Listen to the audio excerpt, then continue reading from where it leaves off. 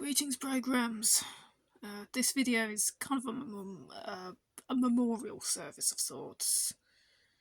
It's in regards to the former owner of this Atari 2600 system.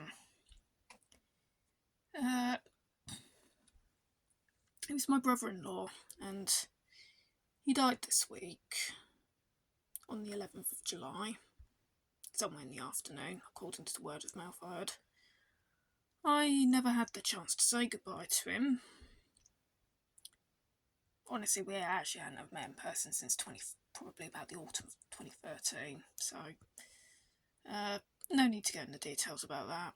But I heard through circulation that he died at the age of 43. I do remember towards the end of 2011 he gave me his Atari 2600, which he had when he was a young lad, and he wanted me to look after it. And also, he also wanted me to come to his wedding in exchange for this, which I eventually agreed to. So, yeah, we'll refer to this man as Sean. Sean was a strong man. He was a big man as well. Yeah, they didn't call him White Boy for no reason. He was a big, strong man.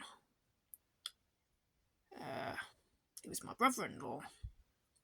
And as far as brothers go, the relationship between me and Sean could very much actually be likened to that of Kevin and Buzz McAllister from the Home Alone movies, actually. He'd wind me up, I'd wind him up. He'd stick his tongue at me, I'd flip at him. Yeah. Yeah, but beneath all that, I think there was actually a deep brotherly respect that didn't really quite seem apparent on the skin level of the surface, you know.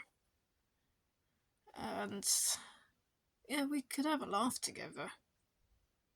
When we really learned more about each other, we could actually have a laugh, which is more than what I could say for his wife. So yeah, he gave me his Atari. You can see it's an original Darth Vader model that would have been manufactured around about 1983. We have the original power supply, made in England. Yes, you believe that. It's not aged too well. Certainly wasn't as strong as what Sean was. You know, when Sean got married, he was told he only had 3 years to live. He proved them wrong, because he had about 7 years time extension on his life. He lived for 10 years with, yeah, it was very painful how he went. He didn't die a peaceful death.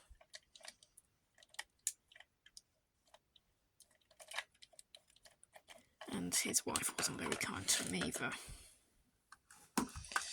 Despite all that, though, to outlive his supposed deadline by about 7 years, he was a very strong man. Mentally, he wasn't the brightest spark, but he was a very strong man.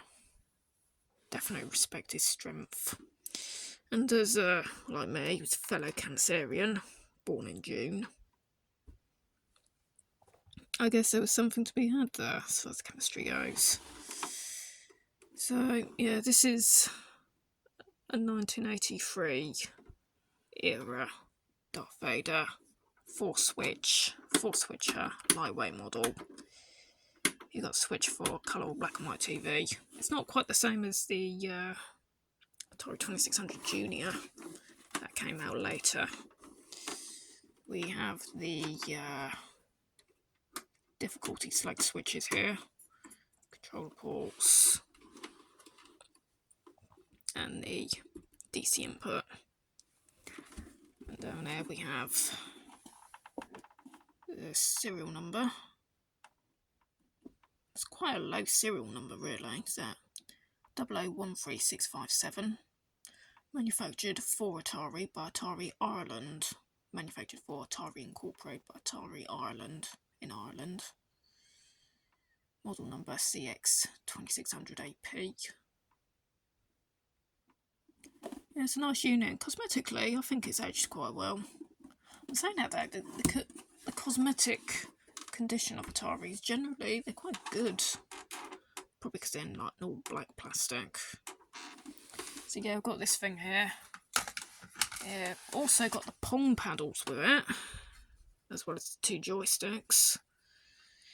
However, strangely enough, there were no games that actually supported this. Have a look at the games. Now, all but 3 of the game cartridges he supplied with this. These cartridges, I actually picked these up later. I think I picked them up with the Atari 7800, which I had to sell. I had to sell about 60% of my console stuff last year. I don't want to be talking about that, but despite that, I did keep this. So we've got Double Dunk. You want to get up and jam. So, Double Dunk. Mario Brothers. Junior Pac-Man. So these I picked up later. No, I had an Atari 2600 to play them on, as well as the appropriate instructions. But these were Sean's cartridges. We have CBS edition of Mr. Doop.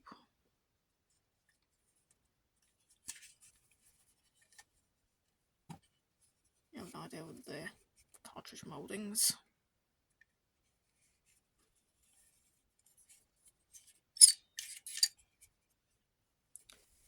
Yeah, he suffered ardent life. He fought well. He really did. He really is a proper fighter. Didn't bow down to anyone. I'll tell you, I only ever saw him bow down once, and that was when I saw him once wash the dishes. That was the only time I ever saw him bow down. Activision's Laser Blast, International Edition, David Crane, legend. If you don't know who David Crane is, then you need to do your video game homework. You really do. Without David Crane, you might not have Call of Duty.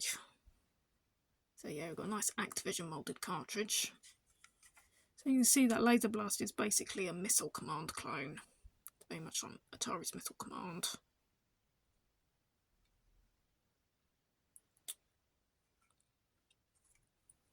Yeah, it's nice.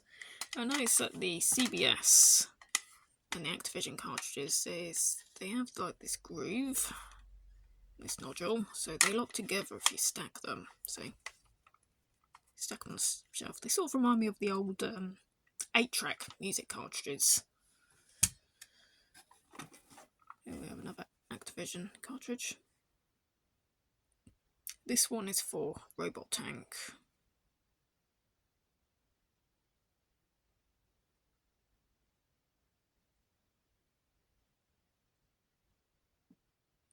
Conceived and designed by Alan Miller. So yeah, you can see that graphically, this actually looked pretty cool. 1983. Yeah, I think that's actually reasonable. Very colourful looking for those are actually the Atari 2600 graphics. I remember playing this once, but I can't seem to remember a great deal of it. I think I have to do another video at some point where I just like have a good run through these cartridges. I'll do that for Sean's sake, posthumously. Yes, I remember this. For every console he had, Sean always had to have the latest soccer game for it. Whether it was Pro Evolution Soccer, the FIFA games, Dino Dini's Kickoff, or even Sensible Soccer, you always had to have the latest soccer game. Now, he didn't like collect loads of football memorabilia. He was actually a racer boy. He liked cars. He liked that sort of thing. He liked Pimp My Ride. He was really into the London thug life thing as well. And But yeah, even though he didn't collect football memorabilia, he always had to have the latest soccer game for whatever system he had. And by this point, it was probably like the latest football game for the PlayStation 3.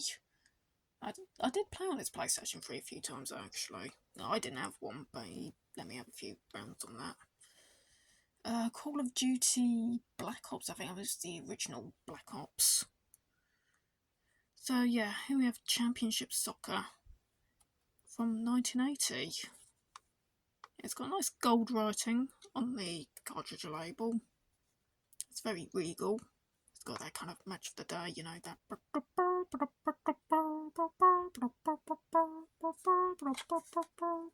Yeah, right, so we're going to music all about things, you know, just got to keep jolly here, because, you know, I mean, we weren't the absolute best of friends, but we did have a deep understanding, we did actually have a deep respect for each other, and it's, you know, I don't cry. I don't cry for when people die, and I think as far as the grief goes, I'm probably unusually cool about it. And for me, you know, people can die. Spiritually, they don't leave. Not because they leave behind some sort of legacy. But for me, I don't.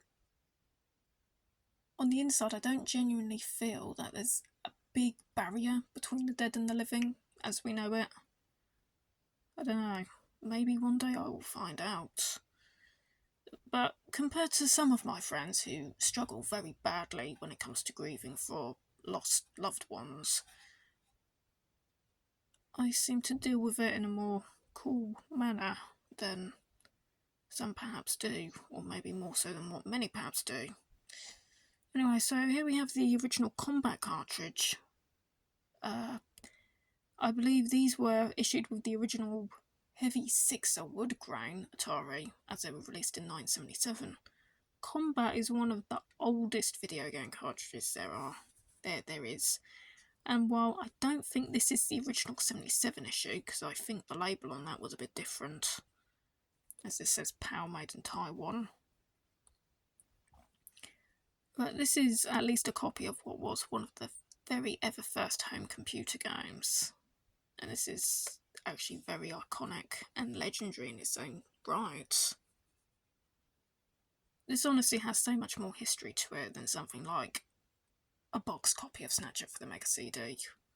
This has so much more of a legacy to it in terms of what the video game industry became and just, you know, what it means to be a video game consumer. This is such an iconic item.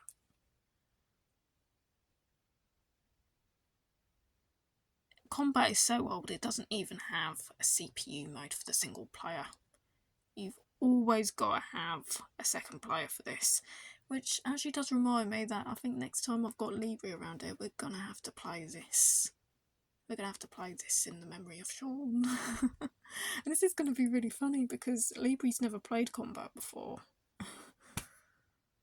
Yeah, I've so got to do that. I've got to make her scream with that.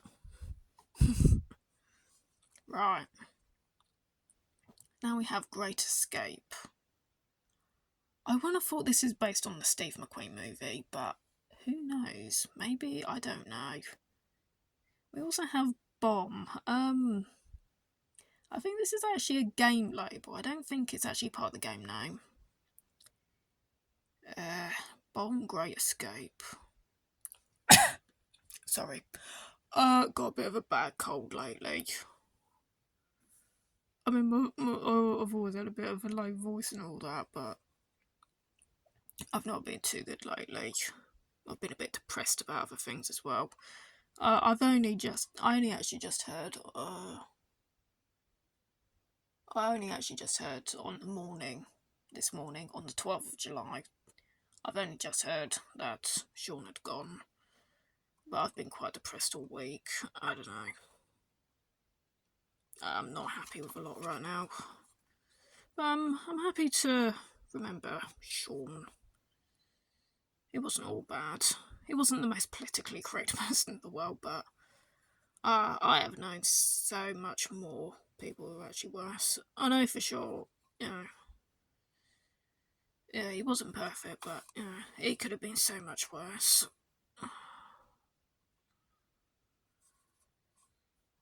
So, Great Escape, I've got no memory of this game. I must have played it once or twice, but I've got absolutely no memory of the damn thing. And again, we can see this one doesn't have the concaved grooves, so it's not really a stackable cartridge. Yeah, we've got the bomb moulding. This is probably like a label similar to like MB Games or something like that. The Activision mouldings, the Atari mouldings, or the Parker Brother mouldings, as we see here.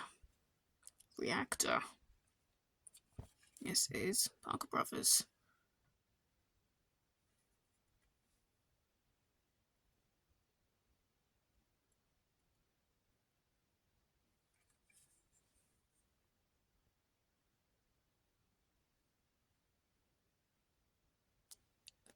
I hate the autofocus on this camera. Can you just stop blurring, man? Thank you. So yeah, Parker Brothers Reactor. Nice shiny silver label in all its late 70s, early 80s space age glory. Makes you thinking about disco music of that era, really. Makes you think of a band like Odyssey. Yeah. Odyssey, or Earth, Wind and Fire. A Boney M. That sort of stuff was all quite popular at the time. So yeah, I've got a nice Parker Brothers moulding. I've got about 4 different Parker Brothers cartridges in here. We have that one. Spider-Man. That's cool. 80s Spider-Man. Again, Parker Brothers. Not Peter Parker Brothers, but just Parker Brothers. Spider-Man and Green Goblin.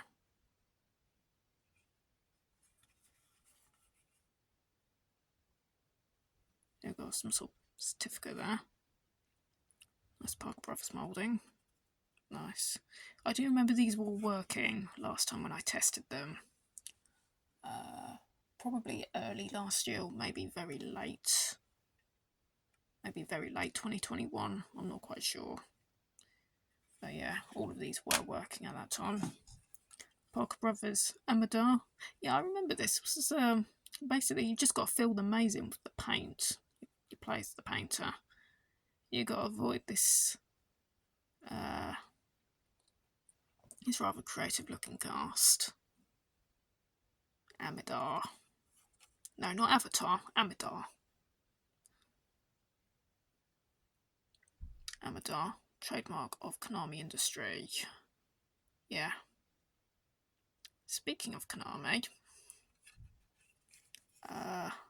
we also have the legendary Parker Brothers version of Frogger.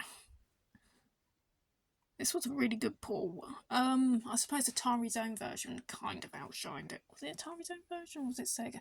There was another version of Frogger for the Atari 2600 as well. And that one is generally thought of being the better port. But it came out much later. And for many, the Parker Brothers version was actually a really good pull. And it's a superbly playable version of Frogger. Sega. That's right, Frogger was a Sega game, but I believe Konami bought the character out and licensed it from there. I seem to remember Konami releasing a Frogger game for the Game Boy Advance. Was it Swampy's Revenge or something like that? I had that in my possession when I had Game Boy stuff. I had a big Game Boy collection. So yeah, we had that. So yeah, this is actually specifically the PAL version, as it should be, because all of these should actually be the PAL versions. But you see that is specifically labelled the PAL Parker Brothers edition of Frogger for the Atari 2600, the Atari VCS, as you might otherwise know it. So yeah, speaking of which, we have more fantastic arcade ports with the absolutely fantastic Centipede. Now this one was graphically a scorcher for the 2600. You get a game as advanced for the time as Centipede, and you scale it back to run on Pong hardware. Bear in mind that Pong was like 10 years old by the time Centipede came out. And they actually got it running so well. I mean, the only difference really between the Atari 2600 and the original 972 Pong cabinet is that the 2600 does have colour processing. So, yeah. 10 years later, yeah, so it's like, you know how it is, you know, you get a game and you port it back to hardware that was like hot 10 years ago.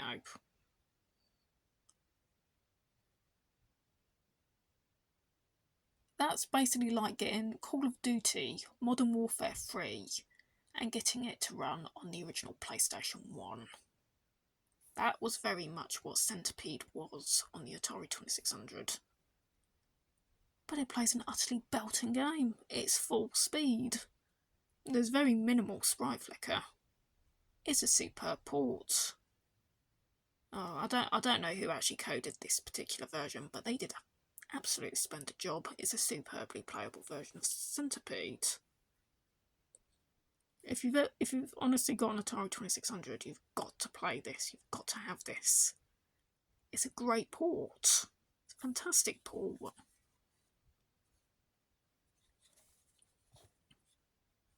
And this is actually a very nice example of the cartridge, actually. It's aged well. Yeah, there's some scratching and things like that, but honestly, it's not like you've got the plastic, like the overlay peeling. It's because it's like literally foil sticker. As if these cartridges were built to last. In a physical sense, they certainly were. And I don't think these were suffering from bit rot last time I checked.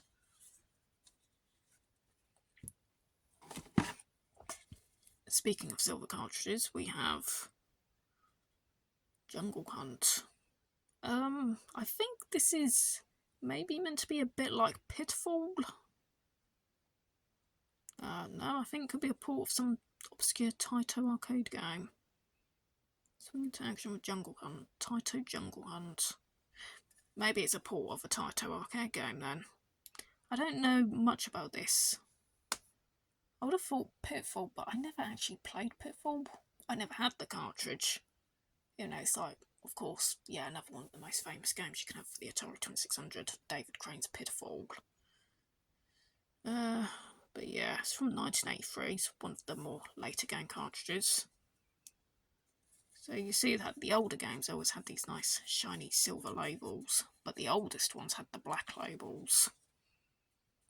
Well, the very last generation of them had the dark red labels.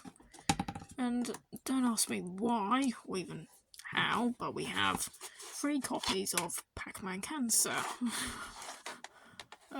Yeah, this is the really infamous port of Pac-Man.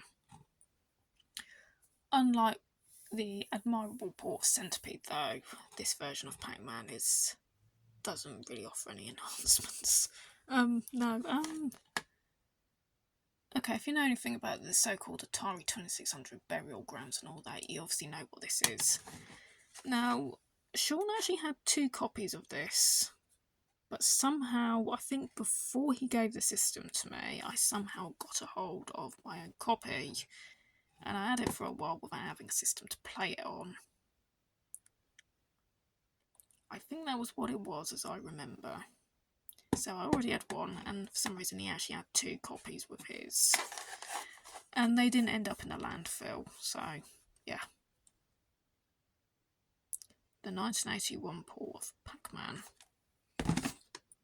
And back to the red labels, of course, we do have the much improved Junior Pac-Man. You see, these are dated 1988, so that's quite a late era. I think Klax was the last official game, or was it Acid Drops? I think Klax for the US market, and I think maybe Acid Drops for the PAL market. I don't ever actually remember coming across a copy of Acid Drops myself. I'm not sure if that was even official. But yeah, so we have a port of Junior Pac-Man.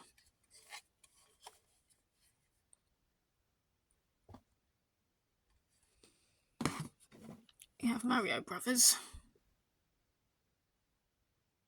Yep, not Super Mario Brothers, but Mario Brothers. This was before Mario got really popular on the NES. It's not quite Donkey Kong, but it's not quite Super Mario on the NES. This is like, I suppose, kind of like the transition, really. And this was basically like the Mario Brothers like first gaming appearance.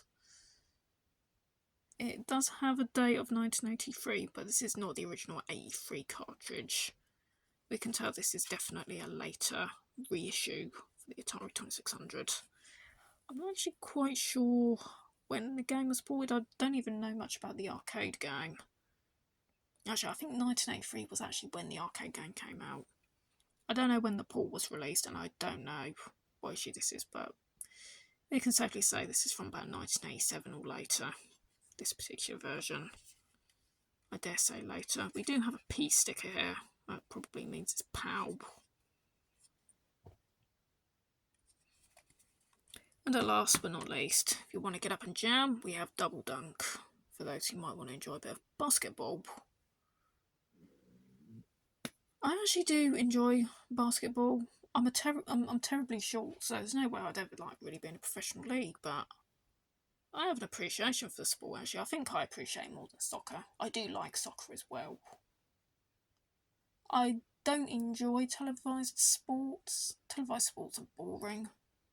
But video game sports, or even actually getting out there and, playing in an actual court, yeah, that's fun. Invite me. That's it, really. I'll be wishing Sean well. And as for the rest of you programmers and souls who might be watching it, heck, who knows if Sean could have, been watching my video pot-pourri. I would never know. But I'll give it that. Keep rocking, you lot. I'll see you again in another video. Right, you ain't going to be losing Vic Zaret. Because Vic's got lots of videos on the way. Lots of video pot-pourri content.